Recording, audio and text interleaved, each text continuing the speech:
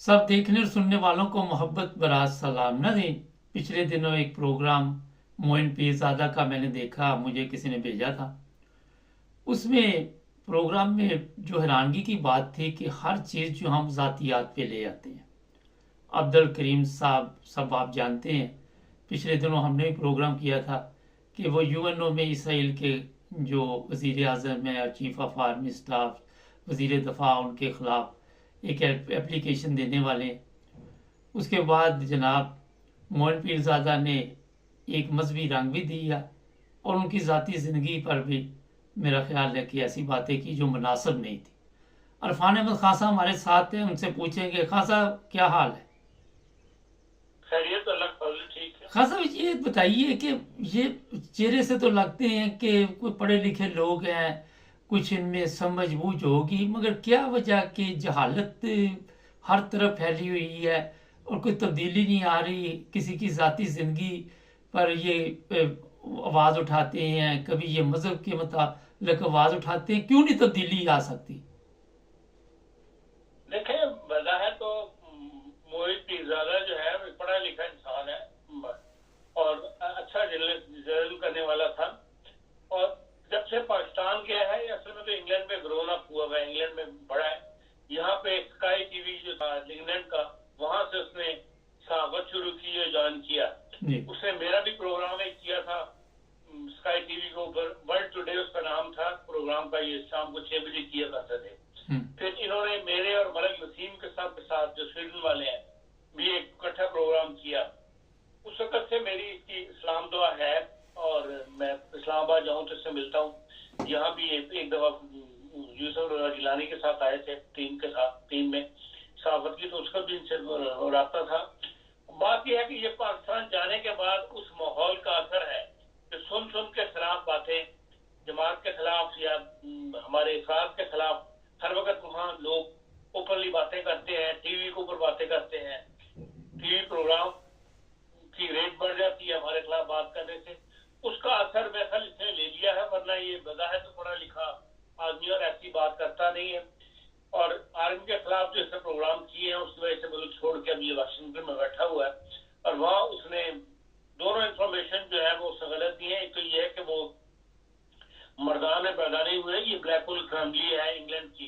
Doctor Saeed Khan साहब skin specialist थे, बहुत जबरदस्त। मैंने भी अपने बच्चों का इलाज उनसे करवाया था 84 के अंदर, 83-84 में।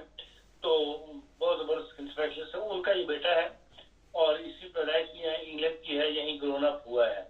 और बाकी उनकी जाती जिंदगी को बीच में शामिल करना और ये कहना कि वो तलाक हो गई, अच्छी बात है, खुशी की बात है।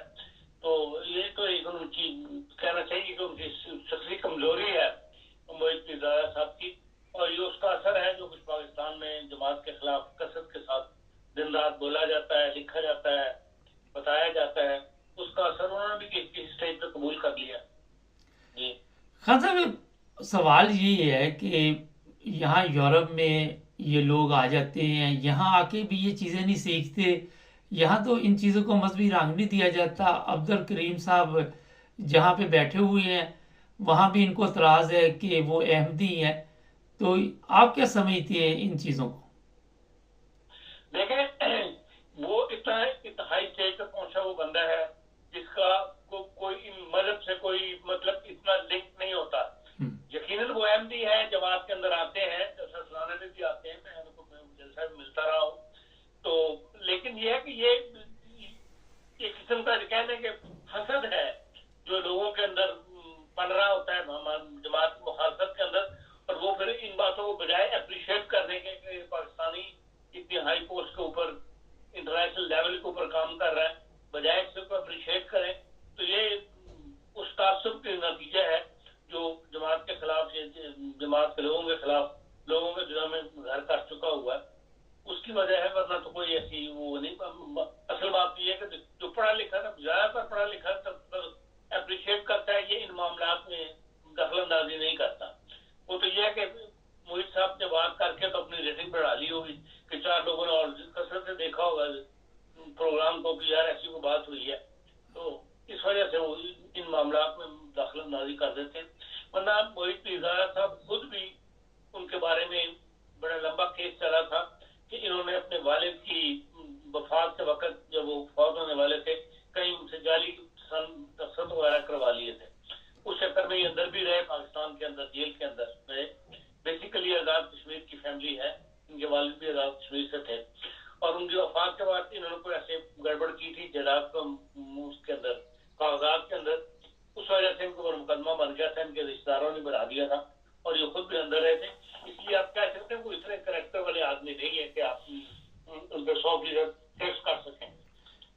ہاں سر، آپ نے بتایا کہ اس طرح کے پروگرام دیکھنے سے لوگ زیادہ پروگرام دیکھتے ہیں، تو اس میں جو میں نے چیک کیا وہ بھی تو احمدی دیکھتے ہیں اور احمدی ان کی ریڈنگ بڑھاتے ہیں.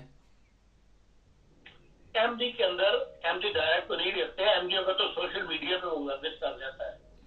میں نے بھی سوشل میڈیا پہ گردش کرتا ہوا آپ کے دیکھا ہے. ڈائریکٹ دیکھنے والے جو ہیں وہ تو جو انہی کے زیر اثر لوگ ہیں، جو انہی کے نظریات سے تعلق رکھنے والے لوگ ہیں، وہ ڈائریکٹ دیکھتے ہیں. اور پھر آپ کو پتا ہے سوشل میڈیا کے اندر بھی ہمارے خلاف کوئی خبر چل جائے تو وہ بڑی کثرت سے پھیلتی ہے. سوشل میڈیا کے اندر ان کی ریٹنگ بڑھنی شروع ہو جاتی ہے، اس پہ رائے آنی شروع ہو جاتی ہے، منفی رائے مزید آتی ہے، تو اس سے پھر وہ ان کی ریٹنگ بڑھتی ہے. تو اس وجہ سے یہ معاملہ جو ہے وہ آپ کہہ سکتے ہیں کہ بھئی ریٹنگ بڑھانے کے لیے وہ یہ ایسی باتیں کرتے ہیں. فضل الرحمان نے بھی ایک اعلان کیا ہے 7 ستمبر کو، آپ اسے کس نظر سے دیکھتے ہیں؟ دیکھیں، اصل بات تو یہ ہے کہ یہ مولوی اس وقت بالکل بے دست و پا ہوا ہے، جسے کہنا چاہیے نا. اس کو یہ امید تھی، جو تحریک چلائی گئی عمران خان کو ہٹانے کے لیے، اس میں پیپلز پارٹی پیچھے ہٹ گئی تھی، تو مولانا فضل الرحمان ہی تحریک کو لے کے چلا تھا. اسٹریٹ پاور جسے کہتے ہیں، اس پہ جگہ جگہ جلسے کرنے اور یہ عمران خلاف، وہ انہوں نے اس وقت یہ آگے لگا. نواز شریف صاحب نے ان کو بک اپ کیا کہ ہاں آپ آگے لگیں، اور اس وقت وہ بنی سیشن اس میں صدر یہی تھے اپنے فضل الرحمان صاحب. لیکن جو ہی حالات نے پلٹا کھایا، جب حکومت نگران حکومت آ گئی، اس وقت بھی اس کو لفٹ نہیں کروائی گئی، اور جو ریزلٹس آئے ہیں اس میں اس کو بالکل ہی بے دست و پا کر دیا. وہ یہ امید لگا کے بیٹھے ہوئے تھے، اور جو ان کی گفت و شنید ہوتی رہی زرداری صاحب سے بھی اور نواز شریف صاحب سے بھی، شہباز شریف صاحب سے بھی، اس میں ان کو یہی تھا کہ ان کو صدر بنایا جائے گا، کیونکہ انہوں نے تحریک کی آغاز کیا تھا، تحریک کو لے کے وہ چلے تھے، سیٹ پاور شو کی تھی. اور آپ کو پتا ہے کہ زرداری صاحب جو ہیں وہ بڑے گہرے سیاستدان ہیں، وہ اصل بات منہ پہ کبھی نہیں لے کے آتے، کسی کو مایوس بھی نہیں کرتے اور کسی کو ایسی ہوپ بھی نہیں دیتے کہ وہ 100% کہیں کہ ہاں میں ایسا کر دوں گا. وہ بیچ میں لٹکا کے رکھتے ہیں. تو ان کو یہ امید تھی کہ بھئی میں صدر جو ہے مجھے اگلے 5 سال کے لیے بنا دیا جائے گا، لیکن اس کے لیے آپ کے پاس نیشنل اسمبلی کے اندر بھی تو کوئی پاور ہونی چاہیے نا. وہاں ان کو ہروا دیا گیا. ان کی سیٹوں کو اوپر جو ان کی پکی سیٹیں تھی بلوچستان کی، وہاں سے بھی ہار گئے، پھر اسماعیل خان سے بھی ہار گئے. تو آپ اس لحاظ سے جس بندے کے پاس نیشنل اسمبلی میں کچھ بھی نہ ہو، اس کو صدر تو نہیں نامینیٹ کیا جا سکتا. یہ بہرحال ایک چال تھی جو ان سے چھپ کر نواز شریف نے اور نون لیگ نے اور پیپلز پارٹی نے کھیلی ہے، جس سے یہ بالکل بے دست و پا ہو گئے. اور ان کا اقتدار سے باہر رہنا، بغیر منسٹریوں کے رہنا جو بڑا مشکل ہے. اور اس کا بدلہ جو ہے وہ اب ان کو یہ بار بار کہہ رہے ہیں کہ فیصلے جو ہیں وہ ایوان میں نہیں ہوں گے، میدان میں ہوں گے. یہ ان کا نعرہ بن گیا ہوا ہے. اور اس کے لیے ظاہر ہے وہ مذہبی طاقت کو استعمال کریں گے اپنی. خود بھی ایک مذہبی پارٹی ہے، مذہبی لوگ بھی ان کے ساتھ ہیں، اور اس کے لیے نت نئے حربے وہ استعمال کریں گے. اب انہیں یہ بھی ایک ٹپ آ گئی ہے مولوی صاحب کو، کبھی ستمبر کو آیا کھڑا ہے، اور یہ 50 سال کا مسئلہ جو ہے، 50 سال ہو گئے اس کو پاس ہوئے قانون کو، تو ہم اسی کو ہوا دے کے تو لوگوں کو جذبات کو بڑھا کے تو اپنے جلسے جو ہے وہ کامیاب کریں. اصل میں تو اس کی بیک گراؤنڈ کے اندر یہ وہ غصہ ہے جو ان کو صدارت سے یا وزارتوں سے یا نیشنل اسمبلی سے ان کو محروم کیے ہوئے ہے. اس کا غصہ وہ انہوں نے پیپلز پارٹی اور نون لیگ پہ نکالنا ہے. اس کے لیے سارا کھیل جو رچایا جا رہا ہے. ہاں صاحب، ایک بڑا یہاں پہ سوال ہے کہ پاکستان میں جی 50 سال ہو گئے احمدیوں کو اقلیت قرار دیا گیا، لیکن یہاں پہ فضل الرحمان صاحب کی کوئی خدمات پاکستان کے لیے؟ پاکستان کے لیے خدمات کی ہیں. کشمیری کمیٹی کے چیئرمین کو بنایا گیا, پوری دنیا کی ان کو سیر کروائی گئی, اس کے علاوہ تو ان کی کوئی خدمات نہیں ہے. اپنے خاندان کا جو ہے معیار, انہوں نے معیار زندگی بلند کر لیا ہوا ہے. اب وہ پیسوں والوں میں شمار ہوتے ہیں, بڑی بڑی جیپوں میں ملتے ہیں. کہاں مفتی محمود جو ہے وہ پیدل پھرا کرتے تھے. تو یہی ان کا مقصد تھا, یہی ان کی سیاست کا محور ہے. اس میں وہ کامیاب ہو گئے, اور اب وہ چاہتے ہیں کہ بھئی یہ مستقل ان کو اس میں حصہ ملتا رہے. تو وہ اس میں رکاوٹ پڑ رہی ہے, اس لیے یہ اس قسم کے اقدام اٹھا رہے ہیں. ورنہ دیوبند والوں نے کبھی بھی پاکستان کے لیے کوئی ایسی خدمت انجام نہیں دی کہ جس کے لیے ان کی تمام جو اندر سے خواہشات ہیں یا ان کی پالیسیز جو ہے وہ دیوبند انڈیا کے ساتھ ہی ملتی ہوئی ہے, انہی کے ساتھ مل کے ہی چلتے ہیں. خان صاحب, آپ نے یہ بات ابھی بتائی کہ پیسے لیتے رہے, کام کوئی نہیں کیا. پھر ڈیزل کے نام پہ بھی مولانا صاحب کافی مشہور ہیں, لوگ ان کو جانتے ہیں. تو اپنی تو کوئی نیک نامی نہیں ہے, تو ویسے تو کبھی 14 اگست نہیں منایا, تو آپ ان کو کیوں یہ گولڈن جوبلی کے اوپر اتنا جوش آ گیا؟ میں بتایا نا آپ کو, مقصد ان کا صرف یہ ہے کہ اپنے اسٹریٹ پاور شو کریں, اپنے لوگوں کو سڑکوں پہ نکال کے تو حکومت کو تنگ کرنا ہے. جو غصہ ہے وہ نکالنا ہے زرداری صاحب پہ اور نواز شریف صاحب کے اوپر. اس کے علاوہ اس کا کوئی ایسا مقصد نہیں ہے, نہ ان کو مقصد حاصل ہوگا. بجائے اس کے کہ ٹھنڈے دل سے غور کریں کہ ان 50 سالوں کے اندر پاکستان نے کیا کیا نقصانات کیے, اس ڈائریکشن کے اندر سوچیں کہ بھئی اس فیصلے سے پاکستان کے اندر سوسائٹی کو کیا نقصان ہوا, یا کسی کو کیا نقصان ہوا, آپس میں نفرتیں کس قدر بڑھی, ایک دوسرے کے خلاف کس طرح کھل کر سامنے آئے, اور ایک دوسرے کے خلاف لڑائی جھگڑے اور مار کٹائیوں تک ایک دوسرے کے خلاف چل رہی ہے, اور ایک دوسرے کو برداشت ختم ہو گئی ان معاملات کی وجہ سے. ایک دوسرے کے خلاف اس طرح پاکستانی معاشرے میں ایک دوسرے کے خلاف اس طرح جسے کہتے ہیں عدم برداشت کا تعلق نہیں تھا. تمام لوگ آپس میں مذہبی طور پہ اختلاف رکھنے کے باوجود ملتے بھی تھے, ایک دوسرے کے خاندانوں میں جاتے بھی تھے. اب تو سوائی لڑائی جھگڑے کے اور یہ کہ بھئی ایک دوسرے کے بائیکاٹ کرنے کے کوئی کچھ حاصل نہیں ہے. تو بجائے ان کے کہ ان باتوں پر غور کریں کہ بھئی 50 سال کے اندر جو صحیح دانشور ہیں وہ تو اس بات کو لکھتے ہیں اشاروں کے اندر, تو پاکستان کے اندر مذہبی تفرقہ جو ہے اس میں زیادہ اضافہ ہوا ہے, اور آپس میں لوگوں کے اندر پیار محبت جو ہے وہ ختم ہو گیا ہے. جو رکھ رکھاؤ تھا, جو محلے داری تھی, ایک دوسرے کے دکھ سکھ میں شریک ہونا تھا, وہ سب ختم ہو کے رہ گیا. ہر چیز کی بنیاد جو بن گئی ہے وہ مذہب بن گیا ہے. ہر معاملے میں مذہب کو دیکھا جاتا ہے, کسی کا افسوس بھی کرنا ہے, کسی کی خوشی میں شامل ہونا ہے یا نہیں ہونا, اس میں بھی مذہب کو پرکھا جاتا ہے کہ یار کس فرقے سے ہے. اس حد تک جو ہے آپس میں تفریق پیدا ہو گئی ہے سوسائٹی کے اندر. تو جس کی ابتدا جو ہے اسی 74 کے واقعے سے ہوئی چیز, اس ترمیم کے بعد سے آخر بڑھتے بڑھتے کہاں تک ہے, اور ابھی کا کوئی اینڈ نہیں ہے. تو بجائے اس کے کہ اس کو روکا جائے, اس قسم کی کرنا وہ سوائے اس کے کہ آپ اس کی غصہ نکالنا, اور کوئی سب وہ نہیں ہے.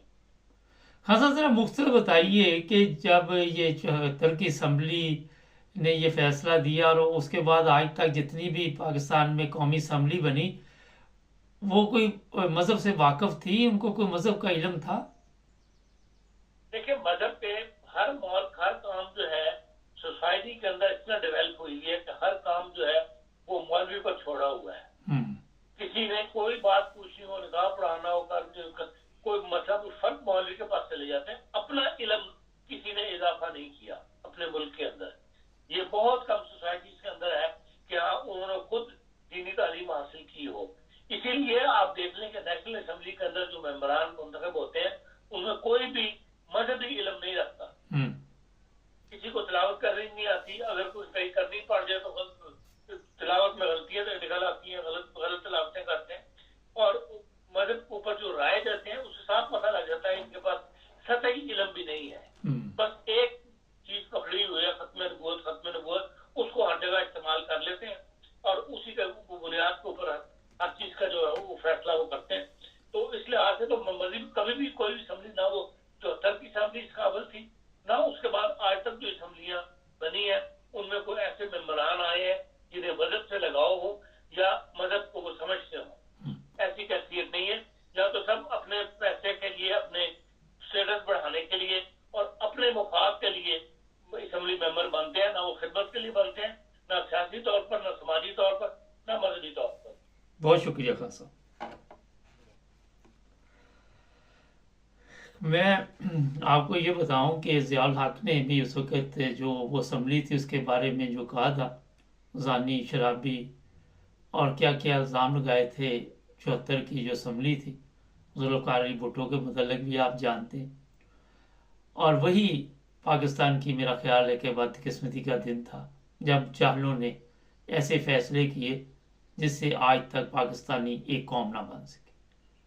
हमने मज़हब को नहीं समझा और मज़हब के नाम पे कभी कत्ल हुए, कभी गालियां दी जाती हैं, कभी मुर्दे जो हैं उनको दफनाने की इजाज़त नहीं, कभी कब्रें खेड़ दी जाती है, कभी कलमा तैयबा शहीद कर दिया जाता है, कभी बेगुनाह लोगों को पकड़कर जेल में डाल दिया जाता है, कभी बेगुनाह लोगों को कत्ल करवा दिया जाता है, कभी बेगुनाह लोगों के घरों को लूट लिया जाता है। मज़हब से ये सब कुछ अगर मेरा ख्याल है आपने सीखा है तो फिर मुझे तो ये कहते हुए अफसोस ही हो रहा है कि जनाब आप अभी भी इस्लाम तो क्या इंसानियत से भी दूर है। हमारे चैनल को सब्सक्राइब कर लें, जुड़े रहें हमारे साथ।